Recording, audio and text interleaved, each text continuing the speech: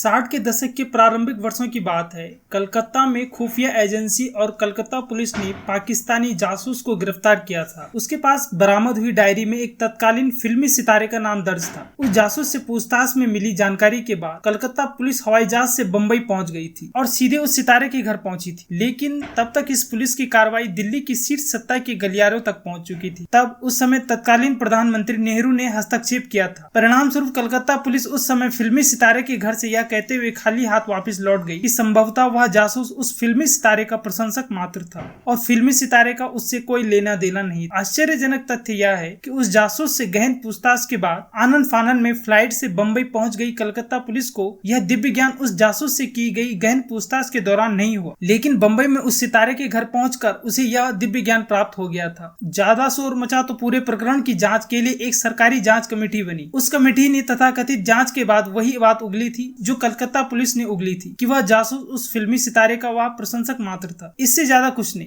लेकिन बात यही खत्म नहीं होती। 1965 के भारत पाकिस्तान युद्ध के दौरान खुफिया एजेंसियों ने बंबई में पाकिस्तान से संपर्क वाले एक रेडियो ट्रांसमीटर के सिग्नल पकड़े थे। ट्रांसमीटर बंबई में ही सक्रिय था। खुफिया एजेंसियों की टीम सिग्नल का पीछा करते हुए जब उस स्थान पर पहुंची थी जहां वह रेडियो ट्रांसमीटर सक्रिय था तो बुरी तरह चौंक गई थी। जिस मकान में वह ट्रांसमीटर बरामद हुआ था वह घर उस समय के बहुत नामी ग्रामी फिल्मी सितारे का ही था, जिससे पूछताछ करने के लिए उसके घर कुछ वर्ष पूर्व कलकत्ता पुलिस पहुंची थी। इस बार भी सितारे पर दिल्ली पुलिस मेहरबान हुई और रेडियो ट्रांसमीटर के विषय में उस फिल्मी सितारे ने बहुत मासूम सफाई दी कि उसे पाकिस्तानी गाने सुनने का शौक है और क्योंकि भारत में सामान्य रेडियो पर पाकिस्तानी रेडियो प्रतिबंधित है, इसीलिए उसने यह रेडियो ट्रांसमीटर अपने घर में रखा है ताकि पाकिस्तानी गाने सुनने का अपना शौक पूरा कर सके। आप यह जानकर आश्चर्यचकित रह जाएंगे कि इस बार भी उस फिल्मी सितारे की ही बात को साफ सत्य मान लिया गया। एक जांच कमेटी बनी और उसने भी फिल्मी सितारे के उस वक्तव्य को ही सत्य घोषित कर दिया। यह सवाल कभी पूछा ही नहीं गया, देश को कभी यह बताया नहीं गया कि सामान्य नागरिक के लिए पूर्णतया प्रतिबंधित और जिसे रखने पर कठोर दंड का प्रावधान था वह रेडियो ट्रांसमीटर उस फिल्मी सितारे ने कहां से और कैसे और किससे प्राप्त किया था। जबकि सत्य यह है कि देश की सुरक्षा और गुप्तचर जांच एजेंसियों में जिम्मेदार पद पर कार्यरत किसी भी व्यक्ति के अतिरिक्त यदि किसी सामान्य नागरिक के पास पाकिस्तान तक पहुंच वाला रेडियो ट्रांसमीटर यदि आज भी बरामद हो जाए तो पुलिस की लाठियों की बरसात उसकी हड्डियों का सत्कार पूरी लगन से करती है। क्या आप जानते हैं कि कौन था वह फिल्मी सितारा?